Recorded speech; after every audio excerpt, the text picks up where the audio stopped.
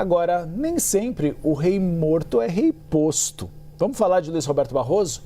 Faltam menos de 12 horas para o ministro deixar o cargo no Supremo Tribunal Federal.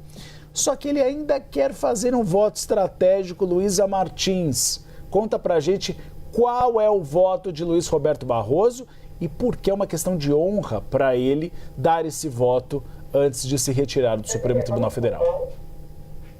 Vamos lá, Uribe.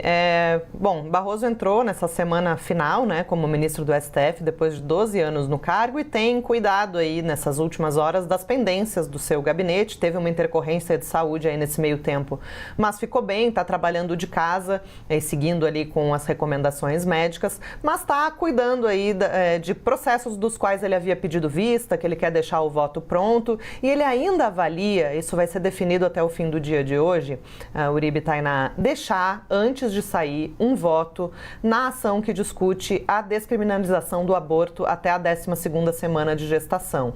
É uma ação que começou com o voto da ministra Rosa Weber, quando ela ainda estava, obviamente, no tribunal. Antes de se aposentar, ela levou o seu voto a julgamento e aí o próprio ministro Barroso pediu destaque, né? Era um julgamento em plenário virtual, ele pediu destaque para que o caso fosse para o plenário físico, interrompendo esse julgamento. Havia uma expectativa de que durante a sua gestão na presidência, Barroso pudesse levar esse caso para o julgamento do plenário, mas ele não fez isso, né? Ele disse isso muitas vezes, que entende que a sociedade não está madura para esse debate, que não é o momento não seria o momento de o Supremo decidir a esse respeito, mas agora que Barroso está prestes a sair da corte, Tainá, Uribe, ele estuda deixar pronto o seu voto, contabilizá-lo ali, pedir para o ministro Edson Fachin colocar esse voto ali num ambiente virtual, né, de novo, para que ele possa deixar o voto pela descriminalização do aborto até a 12ª semana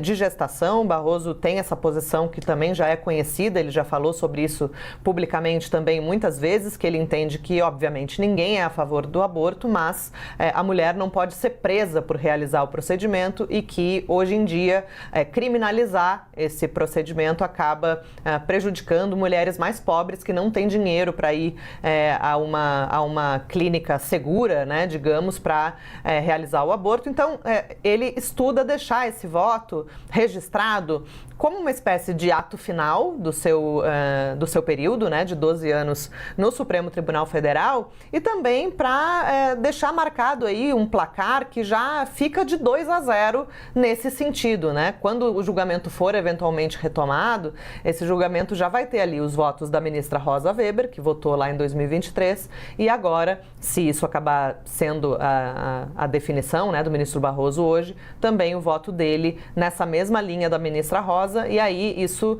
né, já largaria com 2 votos na frente em relação a esse posicionamento da descriminalização. É claro que isso exige uma articulação ali, como eu falei, com o ministro Fachin, para que esse processo seja levado né, agora nas próximas horas, né, ou nos próximos dias ao plenário virtual, já com o voto de Barroso incluído nesse caso, né, mas de qualquer maneira é algo que ainda não está batido o martelo, né? Barroso ainda está vendo se de fato vai haver espaço para isso, né? E para ele deixar marcada a sua posição. E só para encerrar, lembrando que um ministro, quando vota e sai da corte, o voto dele fica valendo para sempre, né?